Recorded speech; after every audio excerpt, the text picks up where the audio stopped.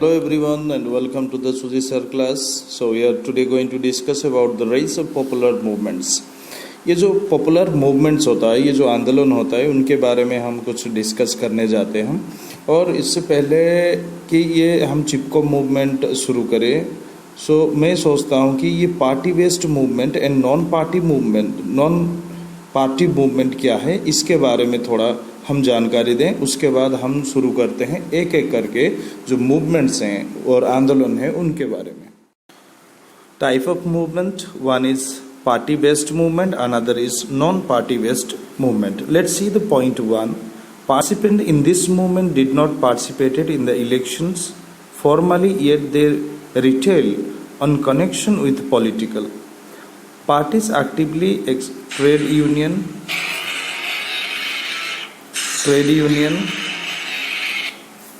and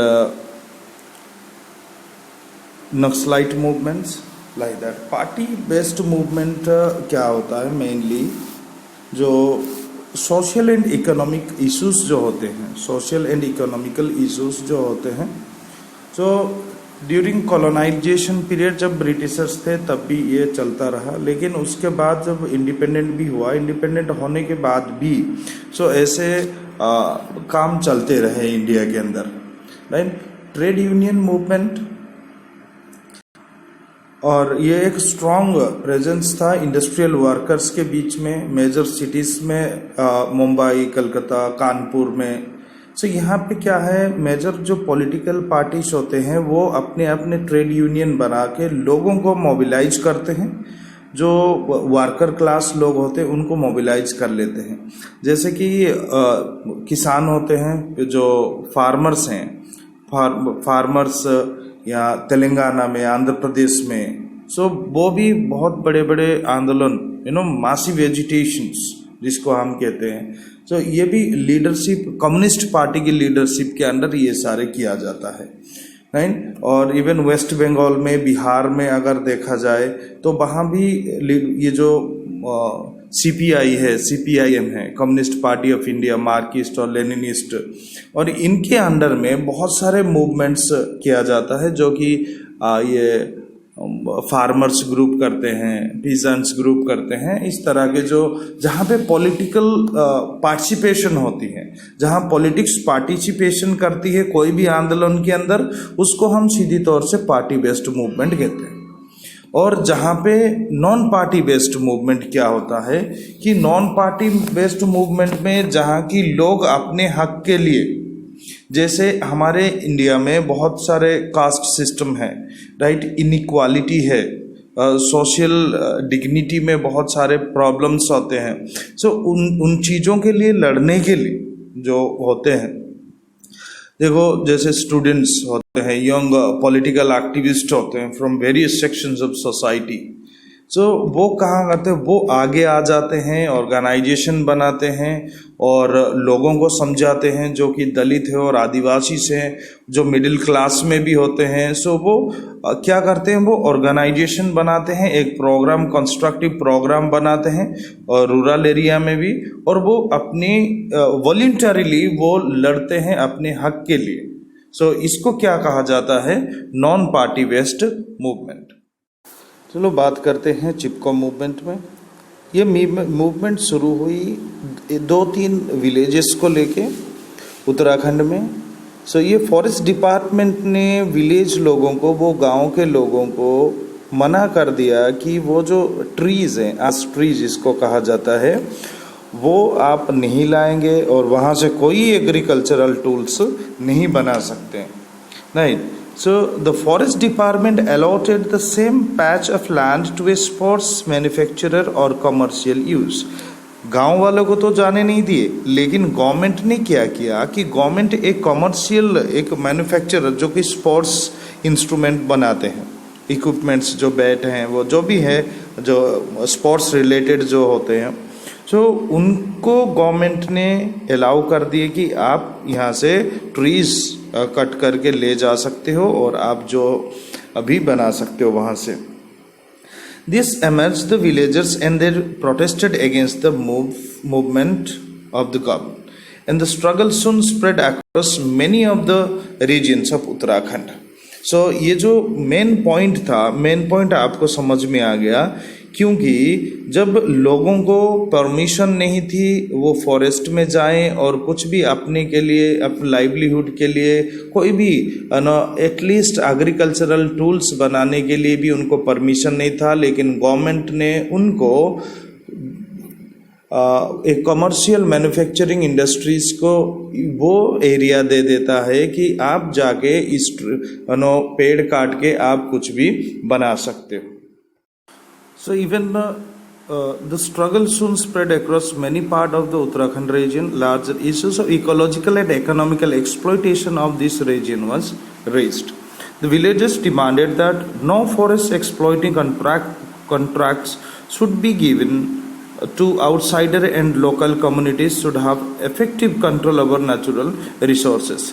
वो गांव वालों की ये डिमांड थी कि कोई जो फॉरेस्ट एक्सप्लॉइटिंग जो करते हैं, जो कॉन्ट्रैक्टर्स को दिया जाता है, बाहर के कॉन्ट्रैक्टर्स आते हैं और ये जो काम करते हैं उनको ना दिया जाए, ये हमें दिया जाए, जो कि हमारे ऑलरेडी अधिकार है कि हमारे पास ज़मीन और जंगल, राइट. सो वो हमारे एक अधिकार है, तो हम उनके ऊपर इफेक्टिव कंट्रोल कर सकते हैं.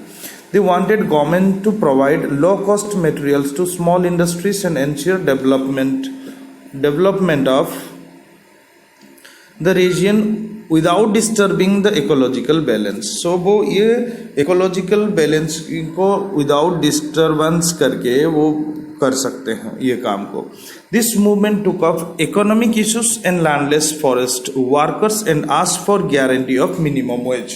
So अब जो पॉइंट था, जैसे हमने बात की थी कि ये जो भी मूवमेंट्स शुरू होती है वो सोशल इकोनॉमिकल इश्यूज में बेस्ड होते हैं. सो यहाँ पे economical issue and landless forest workers asked for guarantee of minimum wage. So यहाँ जो औरत लोग थे, वहाँ पे महिलाएं बहुत सारा एक्टिव पार्टिसिपेशन किए. ये चिपको एजिटेशन आपने बहुत सारे सुना होगा कि ये चंपावत में शुरुआत भी हुई थी, तो आप लोगों को चिपको मूवमेंट के बारे में बहुत जानकारी होंगे. सो मेरे से ज़्यादा भी आप जानते होंगे. लेकिन ये चिपको मूवमेंट जब शुरू हुआ कि जब वो कॉन्ट्रैक्टर्स अपने लोगों को ले आए और पेड़ काटने के लिए, तब वहाँ के जो महिलाएं थे वो चिपक गए थे पेड़ों में, और वो ट्रीज को वो हग किए थे, चिपक गए थे, और उन्होंने ये डिमांड की कि अगर आप ये पेड़ काटते हो तो हमें काट दो, उसके बाद ये पेड़ को काटना, नहीं तो हम इन पेड़ों को नहीं छोड़ेंगे. तो इसलिए इसका नाम चिपको मूवमेंट रखा गया. लेकिन जो ये जो महिलाएं तो बहुत पार्टिसिपेशन किए उसमें, बहुत अग्रेसिवली उन्होंने प्रोटेस्ट को आगे बढ़ाए. लेकिन वहाँ के जो लोग थे, ये जो फॉरेस्ट कॉन्ट्रैक्टर्स क्या करते थे कि रीजन ये क्या कहते थे कि ये जो लोग वहाँ पे जो जेंट्स होते थे, जो पुरुष लोग होते थे, उनको ये फॉरेस्ट कॉन्ट्रैक्टर शराब या अल्कोहल ये सप्लाई कर देते थे, राइट. ये सप्लाई करके उनको उल्टा कर देते थे. Women held sustained agitation against the habit of alcoholism and broadened the agenda of the movement to cover other social issues. जब ये फॉरेस्ट कॉन्ट्रैक्टर्स लाके शराब पिलाए, उनको बहकाने की कोशिश की, तो और एक इशू हो गया. क्या है कि ये एक सोशल इशू हो गया. ये पहले इकोनॉमिकल इशू था, अब ये सोशल इशू हो गया. सोशल इशू में क्या है कि लोग अल्कोहलिज्म हो रहे हैं, ये हैबिट हो रहे हैं कि डेली डेली ये शराब पी रहे, तो इसीलिए भी एक शराब अगेंस्ट शराब में, अल्कोहलिज्म में और एक शुरुआत हो गई, राइट. सो इसमें गौरा देवी के नाम आते हैं, चंडी प्रसाद के नाम आते हैं, और बहुत सारे लोगों की यहाँ पे नाम आते हैं. मैं ये सजेस्ट करना चाहूँगा कि आप थोड़ा और ज़्यादा इसके सर्च करें गूगल में, ताकि और भी बेहतर रहेगा. ये चिपको मूवमेंट के कुछ पॉइंट्स हैं. वाई चिपको मूवमेंट? सो ये जो पॉइंट्स हैं ये देखते हैं.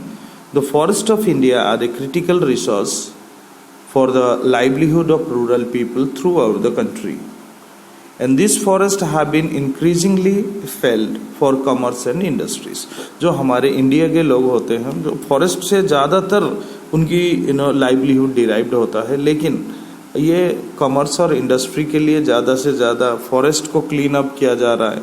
तो ये जो problem, if the Himalayas are not saved, all of India will be turn into a desert, food will not be available, there will be soil erosion and landslides. The Chipko movement was started to prevent the cutting of trees. Chipko movement aimed at protection and conservation of trees and forests from being destroyed. So soil conservation होगी, landsliding होगी। सो ये चिपको movement का जो मकसद था वो क्या है? Prevent the cutting of trees. And another aim is protection and conservation of trees, forest for destroyed.